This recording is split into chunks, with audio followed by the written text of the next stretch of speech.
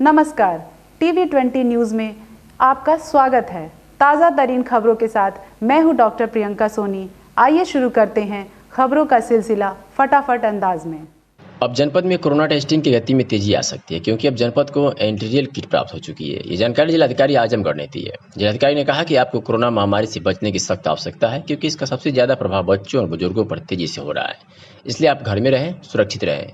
आगे जिलाधिकारी ने कहा कि अभी कोरोना का संक्रमण खत्म नहीं हुआ है, इसलिए मास्क अवश्य लगाएं, हाथ को बार बार सैनिटाइज करें क्योंकि ऐसा न करने से आप संक्रमण अपने साथ घर लेके जाएंगे और अपने घर में मौजूद बुजुर्गों के साथ साथ बच्चे भी इसकी चपेट में आएंगे, जो उनके लिए खतरनाक साबित होगा। इसलिए आप सभी से अनुरोध है कि आप बिना आवश्यक घर से बाहर ना निकलें। क्या कुछ कहा, जिलाधिकारी ने आपको सुनवाते हैं। मैं राजेश कुमार, जिलाधिकारी आजमगढ़, जनपद के सभी सम्मानित नागरिकों से अपील करता हूं कि एंटीजन टेस्ट किट हमारे जनपद को प्राप्त हुई है, जिसके तहत हम तेज़ी से अब बहुत सारी टेस्टिंग कर सकते हैं। तो इसमें हमारा सहयोग करें। ये टेस्टिंग इसलिए की जा रही है क्योंकि अगर आपको सिम्टम्स नहीं भी आ रहे हैं तो संक्रमण आपको हो सकता है, और अगर वो संक्रमण आपको सिम्टम्स नहीं दे रहा है तो जब आप घर जाते हैं तो आपके बच्चों या आपके बूढ़े माँ बाप को भी संक्रमित कर सकता है, जिनको कि जान का खतरा हो सकता है। तो मेरा सभी से अनुरोध है कि स्वास्थ्यकर्मी अगर सैंपल लेने जा रहे हैं तो उनका सहयोग करें। और अब तो होम आइसोलेशन और होम क्वारंटाइन भी अलाउ हो गया है, तो इन केस जो भी जिनके घर पे पर्याप्त साधन हैं, 2 टॉयलेट्स, 2 अलग अलग सेपरेट रूम्स हैं, उनको होम आइसोलेशन में भी रखा जा सकता है अगर संक्रमित पाए जाते हैं। तो मेरा सभी से अनुरोध है, स्वास्थ्य विभाग की टीम का पूरा सहयोग करें और हमारे जनपद को कोरोना से मुक्त करने में मदद करें। धन्यवाद। मैं राजेश कुमार, जिलाधिकारी आजमगढ़, जनपद के समस्त सम्मानित नागरिकों से अपील करता हूं कि क्योंकि कोविड का खतरा अभी टला नहीं है, केसेस लगातार आ रहे हैं, तो जब आवश्यक हो तभी घर से बाहर निकले और घर से बाहर निकलते हुए मास्क पूरी तरह अच्छी तरह से पहने, जैसे कि नाक, मुंह और पूरा मुंह ढका हो।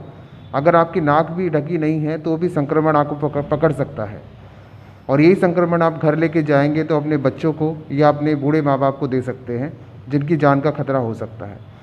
तो मेरे सभी लोगों से यही अपील है कि अति आवश्यक कार्य हो तभी घर से बाहर निकलें, अन्यथा बिना कार्य के इधर उधर ना घूमें और हमेशा मास्क पहनें और 2 गज की दूरी बाकी लोगों से बना के रखें, और हमेशा हाथ धोते रहें, या तो साबुन से या सैनिटाइज़र से सैनिटाइज करते रहें।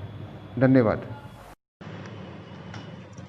कोविड-19 महामारी से बचाव के दृष्टिगत जिलाधिकारी राजेश कुमार द्वारा नगर पंचायत मेहनगर में टाउन एरिया के निकट वार्ड नंबर 9 कंटेनमेंट जोन व सामुदायिक स्वास्थ्य केंद्र मेहनगर का निरीक्षण किया गया। कंटेनमेंट जोन के निरीक्षण के दौरान कंटेनमेंट जोन के अंदर बिना मास्क लगाए सहायक अध्यापक बेसिक शिक्षा विभाग भृगुनाथ प्रसाद मोटरसाइकिल से आ रहे थे, जिनके द्वारा कंटेनमेंट जोन के प्रोटोकॉल का अनुपालन न करने एवं मास्क न लगाए जाने के कारण प्रभारी निरीक्षक मेहनगर द्वारा 500 रुपये का चालान काटा गया। इसके साथ ही जिलाधिकारी ने बेसिक शिक्षा अधिकारी को निर्देश दिए कि सहायक अध्यापक द्वारा कंटेनमेंट जोन के प्रोटोकॉल का अनुपालन न करने व कंटेनमेंट जोन में मोटरसाइकिल चलाने पर इनके विरुद्ध विभागीय कार्रवाई करना सुनिश्चित करें। क्या कुछ कहा, जिलाधिकारी ने कुछ सुनवाते हैं। आज मेहनगर में भ्रमण किया गया। उस भ्रमण के दौरान देखा गया कुछ लोग कंटेनमेंट जोन से 2 लोग बाहर निकलने की कोशिश कर रहे थे, उनको चालान वहाँ पे किया गया और सख्त हिदायत दी गई कि कंटेनमेंट जोन से कोई बाहर नहीं निकलेगा, और एसडीएम और सीओ साहिबान को निर्देशित किया गया कि इसमें और भी सख्ती रखी जाए।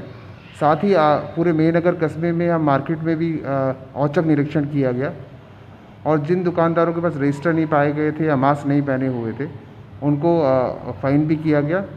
साथ में एक बार्बर शॉप मिली जिसमें कि वो बिना प्रॉपर ग्लव्स पहने काम कर रहा था, तो उसको सील कर दिया गया है।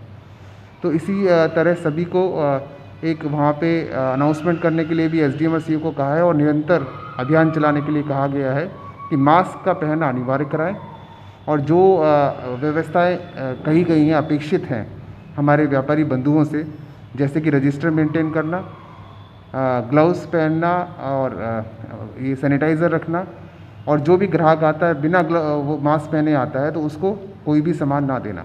तो ये सब चीज़ें अनिवार्य करने के लिए कहा गया है। इसको अभियान चलाने के लिए कहा गया है कि डेली हर कस्बों में अभियान चलाया जाए। साथ ही अस्पताल सीएससी का भी निरीक्षण किया गया। वहाँ पे देखा गया कि स्टैटिक बूथ बनाए गए हैं जहाँ पे कि टेस्टिंग हो रही थी।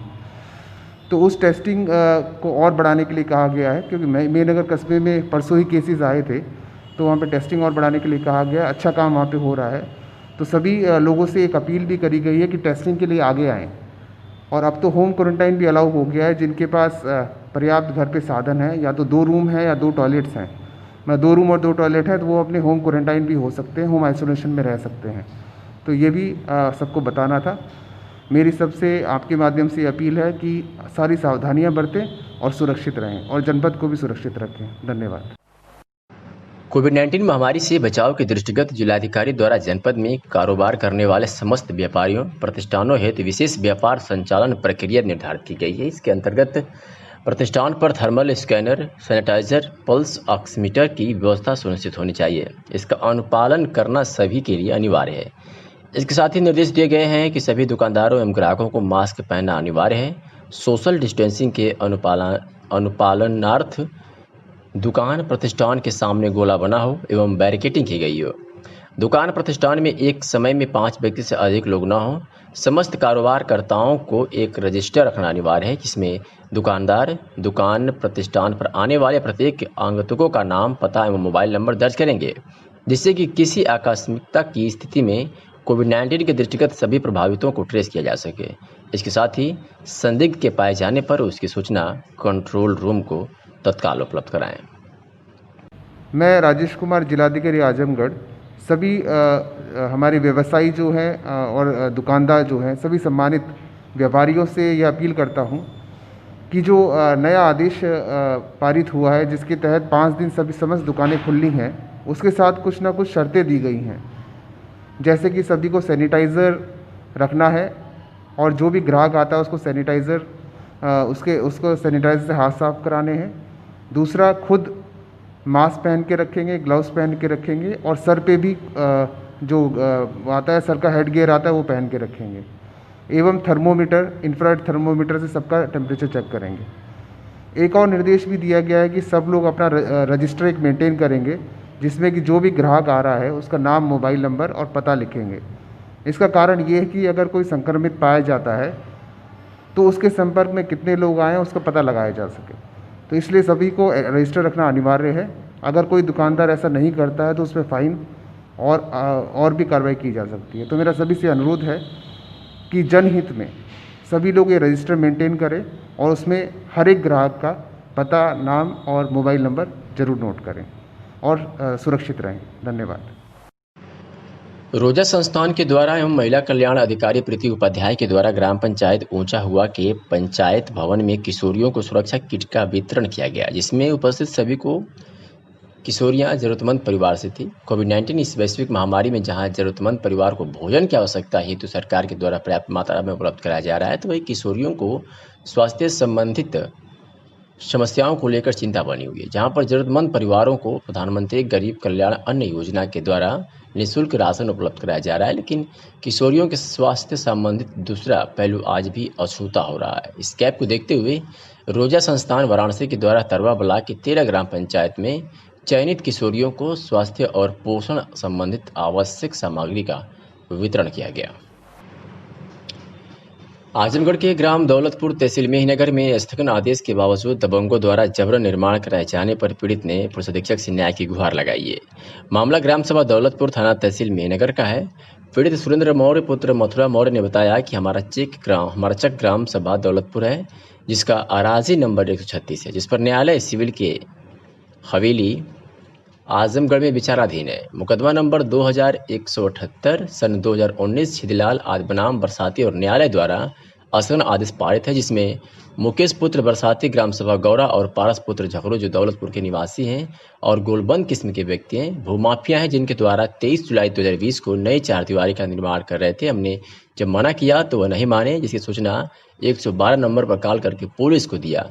दोनों पक्षों को थाने पर बुलाया गया। थाना पुलिस की साठगांठ करके विपक्षी मुकेश यादव पुत्र बरसाती और पारस पुत्र झारू द्वारा जबरन चारदीवारी का निर्माण करा लिया, जबकि अराजी नंबर 148 जो उत्तर के नाम से दर्ज है और उसी में धर्मशाला लगभग 200-250 साल पुराना था, जिसको जेसीबी मशीन लगाकर गिरा दिया गया और उसमें मिट्टी डाल दिया गया। पीड़ित ने पुलिस अधीक्षक से मौके की जाँच कराकर प्रतिवादी के खिलाफ उचित कार्रवाई किए जाने की मांग की है।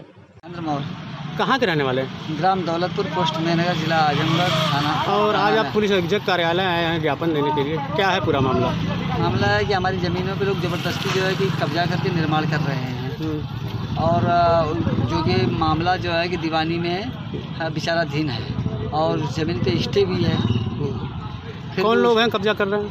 हमारे गांव में कुछ दबंग यादव जी लोग हैं। क्या नाम है उनकी? मुकेश पुत्र प्रसादी यादव। क्या कुछ इसकी सूचना आपने थाने पर? अम्बेडकर नगर से खबर है, जहां अपंजीकृत चिकित्सक अबीउर रहमान की गोली मारकर हत्या की गई है। मृतक के पुत्र पर पड़ोस की लड़की भगाने का आरोप लगा है। आपको बता दें कि हंसवर थाना क्षेत्र में अपंजीकृत चिकित्सक अबीउर रहमान की गोली मारकर हत्या की गई है। हीरापुर बाजार में बदमाशों ने गोली मारी है। पुलिस अधिकारी मौके पर है।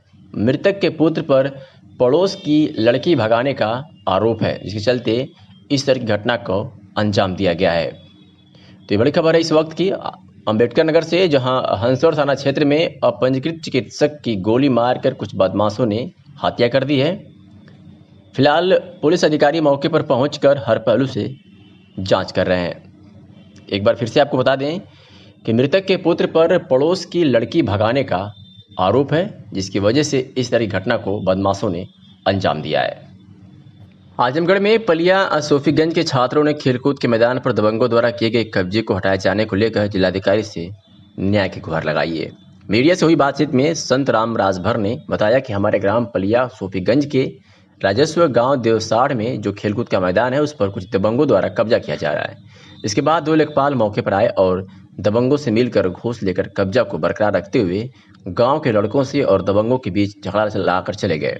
और जब सब गांव के लड़के मिलकर बोले कि आप ऐसा क्यों कर रहे हैं, तब लेखपाल पंकज अस्थाना लड़कों से अभद्र भाषा का प्रयोग करते हुए बोले जाओ नहीं नापेंगे और चले गए। मौके की जांच कराकर खेलकूद के मैदान को मापकर उसे सुरक्षित करवाने की छात्रों ने मांग की है।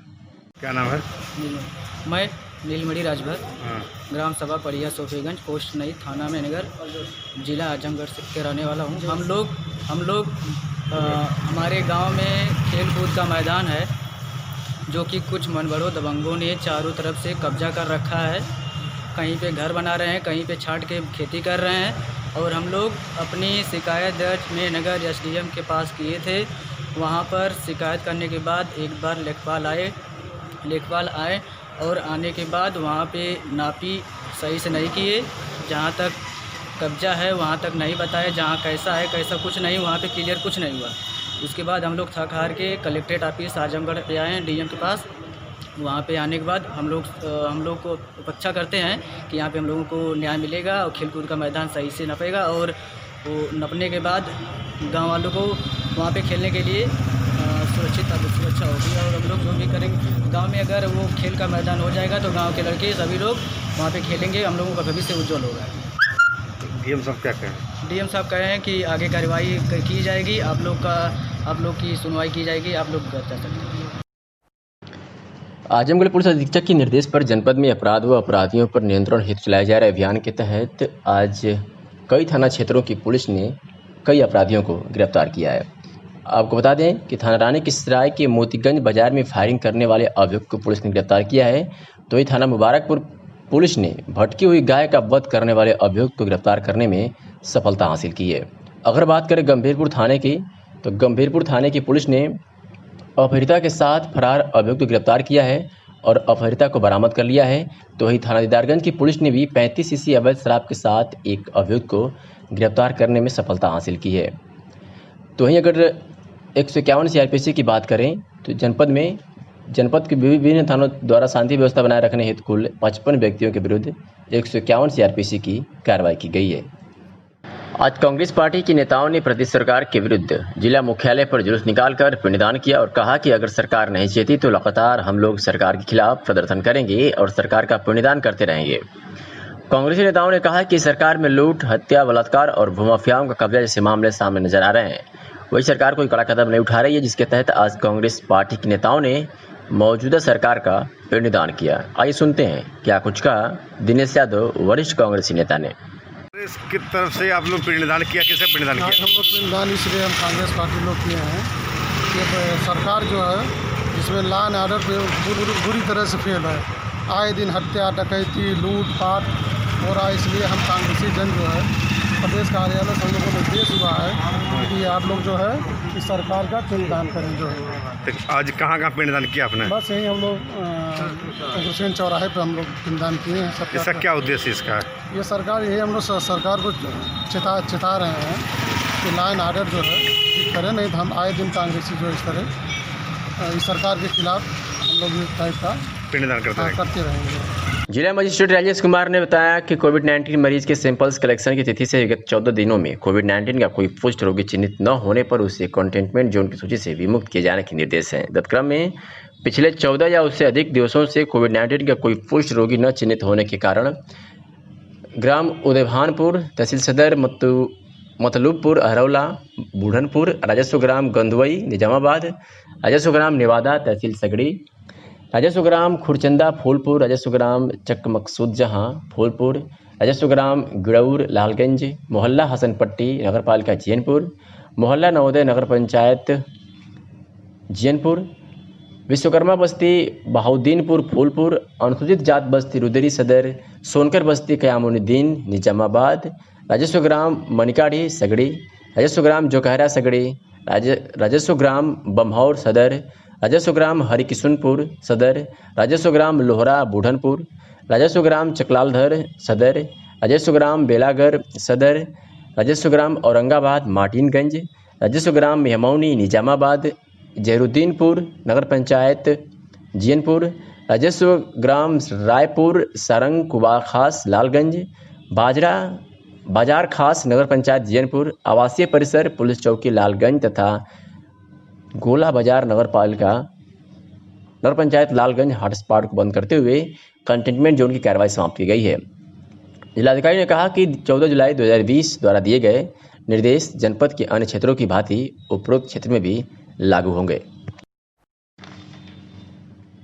जिला मजिस्ट्रेट ने बताया है कि दिनांक 23 जुलाई 2020 को जनपद में नोवेल कोरोना संक्रमण के पूर्व प्रेषित सैंपल्स की जांच रिपोर्ट आने के उपरांत जनपद आजमगढ़ के मोहल्ला नूरपुर, बुतात, नगरपालिका परिषद मुबारकपुर, राजस्व ग्राम जोरई इनामी, तहसील सदर, राजस्व ग्राम पटकौली, तहसील सदर, राजस्व ग्राम बेलैसा, तहसील सदर, मोहल्ला कटरा, नगरपालिका परिषद आजमगढ़, राजस्व ग्राम बूढ़नपुर, तहसील बूढ़नपुर, राजस्व ग्राम उबारपुर, लखीमपुर, तहसील लालगंज में एक व्यक्ति तथा राजस्व ग्राम दोस्तपुर, तहसील निजामाबाद में 2 व्यक्ति एवं राजस्व ग्राम धोरड, तहसील सदर में 3 व्यक्तियों तथा राजस्व ग्राम मोहम्मदपुर खास तहसील सगड़ी में 4 व्यक्तियों की कोविड-19 से संक्रमित होने की पुष्टि हुई है।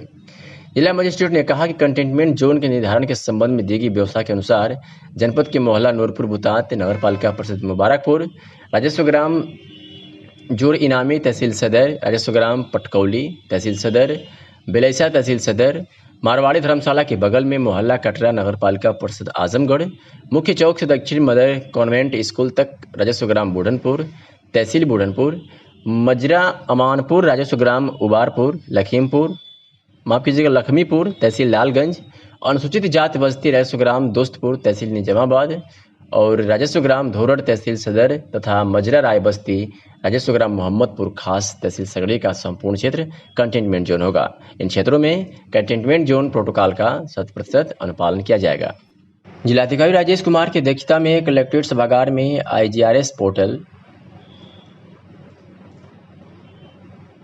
और विभिन्न विभागों के लंबित शिकायतें व डिफॉल्टर संदर्भ का त्वरित गति से निस्तारण कराए जाने के संबंध में समीक्षा बैठक संपन्न हुई। जिलाधिकारी द्वारा विभिन्न विभागों के लंबित शिकायत व डिफॉल्टर संदर्भ की समीक्षा में 671 लंबित संदर्भ तथा 73 डिफॉल्टर संदर्भ, इस प्रकार कुल 744 शिकायतें लंबित डिफॉल्टर पाई गई। 10 से ज़्यादा लंबित डिफॉल्टर संदर्भों में जिला विद्यालय निरीक्षक के 12, नगर पालिका परिषद आजमगढ़ के 15, बाट माप अधिकारी के 15, जिला ग्राम्य विकास अधिकारी के जिला ग्राम्य विकास अभिकरण के 15, सीएमओ के 21, अधिशासी अभियंता लोक निर्माण विभाग प्रांतीय खंड के 36, बेसिक शिक्षा अधिकारी के 64, अधिशासी अभियंता विद्युत वितरण खंड प्रथम के 75, जिला पूर्ति अधिकारी के 113, पुलिस विभाग के 331 संदर्भ हैं। जिलाधिकारी ने उक्त सभी संबंधित विभागों को निर्देश दिए कि जो भी संदर्भ लंबित है उसका निस्तारण 3 दिन के अंदर कराना सुनिश्चित करें। तरवा थाना क्षेत्र के रासेपुर की रहने वाली सुनीता आज अपने 2 छोटे छोटे बच्चों के साथ एसपी ऑफिस पहुंची। यहां उसने एसपी को एक शिकायती पत्र सौंपा जिसमें उसने अपने ही पति द्वारा एक पड़ोस की रहने वाली लड़की को भगा ले जाने का आरोप लगाया। मीडिया से हुई बातचीत में सुनीता ने बताया कि उसके पति का नाम श्याम सुंदर सरोज है और रासेपुर बाजार में वह गैराज मैकेनिक है। पड़ोस की रहने वाली एक लड़की से उसका अवैध संबंध स्थापित हो गया। जब इस बात की जानकारी मुझे हुई तो मैं इसका विरोध करने लगी।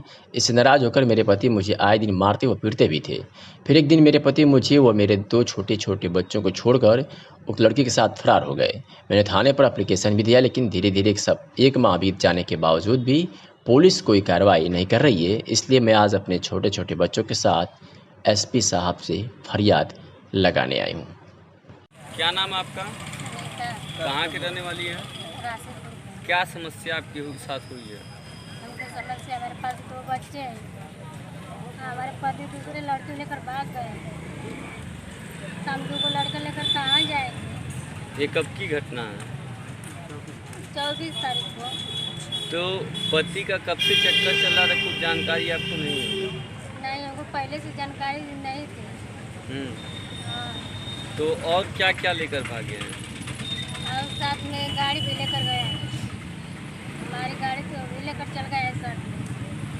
तो आप अंदर गई थी, क्या मांग करती हैं अधिकारियों से? अधिकारियों से हम लोग बोले तो वो लोग सुनवाई नहीं कर रहे हैं हमारी। हाँ। तो आप क्या कहना चाहती हैं इनके पापा से? हम यही करना चाहते हैं कि वो शादी न कर पाए। हम 2 बच्चे लेकर कहाँ जाएंगे? जब उसको शादी करना था तो हमको पहले कहने छोड़ दिया। आप कहीं भी हो, आप चलिए आइए, अपने बच्चों को मुँह ताकिए, आप बच्चों का दुआ करिए, ख्याल करिए, ख्याल कर आइए हमारे पास। मेहनगर थाना क्षेत्र के गदीपुर गांव में शुक्रवार की सुबह प्रधानी के चुनाव को लेकर काफी दिनों से सुलग रही आग धधक गई और प्रधान पिता ने पीट कर अपने ही बेटे की हत्या कर दी। परिवार के लोग लाश को ठिकाने लगाने के लिए घर के पीछे चिता जलाकर अंतिम संस्कार करना चाह रहे थे, लेकिन ऐन वक्त पर पुलिस के पहुंच जाने से लोगों के मंसूबे पर पानी फिर गया। पुलिस आरोपी प्रधान पिता को हिरासत में लेकर शव को पोस्टमार्टम के लिए भिजवा दिया है। दरअसल आपको बता दें कि मेहनगर थाने के गदीपुर गांव निवासी हवलदार यादव गांव के प्रधान हैं। उनके पास 4 लड़के हैं। इनमें से तीसरे नंबर का बेटा नाटे यादव पूर्व एमएलसी कमला प्रसाद यादव के साथ रहता था। उसकी अच्छी खासी गैंग तैयार हो गई थी। नाटे इस बार प्रधानी का चुनाव लड़ना चाहता था। नाटे और उसके पिता हवलदार को शराब पीने की लत थी। प्रधानी का चुनाव लड़ने को लेकर पिता पुत्र के बीच काफ़ी दिनों से विवाद चल रहा था। कई बार दोनों में मारपीट भी हो चुकी थी। नाटे यादव अपने पिता की हत्या करने के लिए अपने 3 अन्य साथियों को सुपारी भी दे चुका था, लेकिन कामयाबी नहीं मिली। शुक्रवार की सुबह बाजार में पिता पुत्र शराब पिए। इस दौरान बेटे की साजिश की जानकारी हवलदार को हुई तो वह आग बबूला हो गया और बेटे नाटे पर लाठियां बरसाते हुए उसकी हत्या कर दी। घटना के बाद क्षेत्रीय लोग मामले को रफा दफा करने के उद्देश्य से गांव में चिता जलाकर लाश लाने जा रहे थे, लेकिन ऐन वक्त पर पुलिस पहुंच गई और आग बुझाकर शव को कब्जे में लेकर पोस्टमार्टम के लिए भिजवा दी। एसपी तिलोड़ी सिंह ने बताया कि शव पोस्टमार्टम के लिए भिजवा दिया गया है। आरोपी पिता पुलिस के कब्जे में है। केस दर्ज कर दोषियों के खिलाफ कार्रवाई का आदेश दिया गया है। उन तीनों शूटरों का भी पता लगाया जा रहा है। क्या कुछ कहा इस बाबत त्रिवेणी सिंह ने, आपको सुनवाते हैं। क्या मामला सामने आया प्रधान के बेटे? देखिए, जिस लड़के की हत्या की गई उसके बाप द्वारा उसके पिताजी को गिरफ्तार कर लिया गया है। उनका ये कहना है कि लड़का रोज़ दारू पी करके आता था और आज सुबह भी करीब 4-5 के बीच में कुछ कहा सुनी हुई और इस पे पिता ने बेटे को जो है मार के और वो मर गया। उससे लाठी डंडे से चोट है, हेड इंजरी की वजह से मरा है। डेड बॉडी उसकी पोस्टमार्टम के लिए भिजवाई जा रही है। सर, बिना सूचना के डेड बॉडी जलाने जा रहा है सर, पुलिस की? नहीं, हमारी पुलिस के संज्ञान में है। उसकी डेड बॉडी को पोस्टमार्टम के लिए भेजा जा रहा है। आज जिलाधिकारी कार्यालय पर जैनपुर के सुखमन दत्त नगर के ग्रामीण जिलाधिकारी कार्यालय पहुंचे और एक प्रार्थना पत्र सौंपा। प्रार्थनी लालती देवी ने बताया कि मेरे पति राजबली जीविकोपार्जन के लिए सऊदी के करिश्मा हाइल शहर में हयास अब्दुल्ला अल हरबी के यहाँ नौकरी करते थे। 22 जुलाई 2020 को व्हाट्सएप के माध्यम से मैसेज मिला कि मेरे पति की सऊदी अरब में मौत हो गई है। हम लोगों ने जब मौत का पता लगाया तो पता चला कि उनका एक सूडानी व्यक्ति से झगड़ा हुआ था और उसने उनके रस्सी से गला दबाकर हत्या कर दी है। प्रार्थनी ने कहा कि मेरे पति ही मेरे परिवार के एकमात्र कुमाऊं सदस्य थे। अतः हमें सऊदी सरकार से मुआवजा दिलाया जाए व उनकी मौत के दोषियों पर कार्रवाई की जाए। कहाँ के रहने वाली हैं? क्या नाम, क्या समस्या है आप यहाँ आई हुई हैं? हमारा पति 10 साल से रहता है, गला घोट के मार दिया।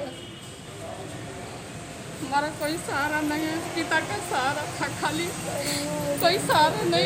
क्या नाम है आपका? मैं उनकी लड़की हूँ, पूनम देवी। क्या मामला है, किस लिए आप लोग आई हैं?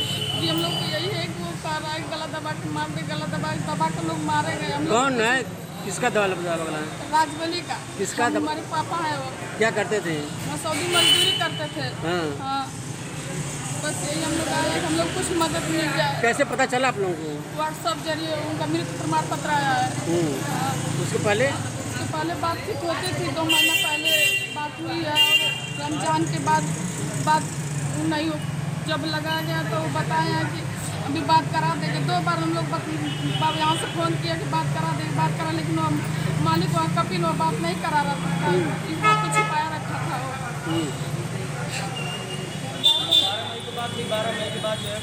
फिर कब पता चला आप लोगों को? व्हाट्सएप के जरिए वो मृत्यु प्रमाण पत्र भेजे हैं लोग। क्या चाहती आप लोग हैं? वही चाहते हम लोग को सहारा मिल जाए, उन्हीं का तो सहारा था, कोई कमाने वाला नहीं है, वही है बस सिर्फ हमारे कमाने वाले। क्या चाहती है, वहाँ से कुछ सहायता होता भी है? वहाँ से हमको सहायता मिल जाए। लड़का भी है, लड़का। परिवार में कौन कौन है माता जी?